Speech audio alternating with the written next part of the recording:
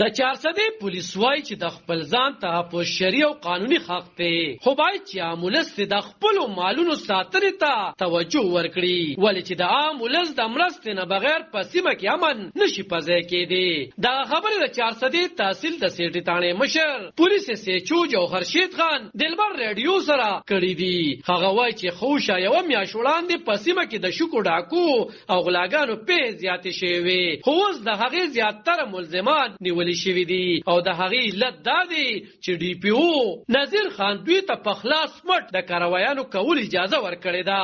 ښاغلي جوهر شید ویل چې باید ولس ته هم د خپلو مالونو تحفظ ته پاملرنه وکړي او داسې نه چې خپل کورونه خوشې پرېږدي او دوی نه غلا وشي، ولې چې نقصان یې ولس ته رسي او ګټه ترې جرایم پیشه پورته کړي.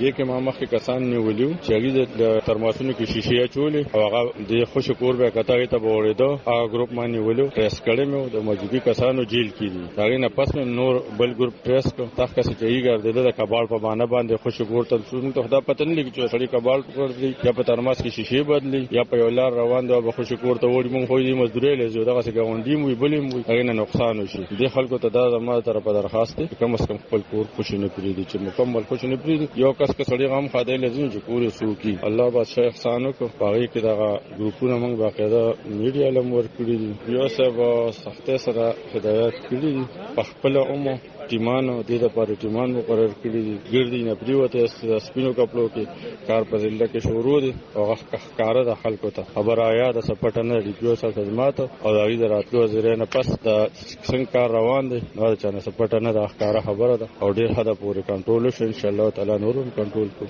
خوشه 2 هفتې وړاندې د چارسدې پولیسو د غلو یو ګنګ نیولی و چې په 6 تنانو مشتمل و، خو سیچو جوهر شید دعوه کوي چې دوی د زیاترو واقعاتو ملزمان نیولی دي. علب خان شیرپو دلبر نیوز 400.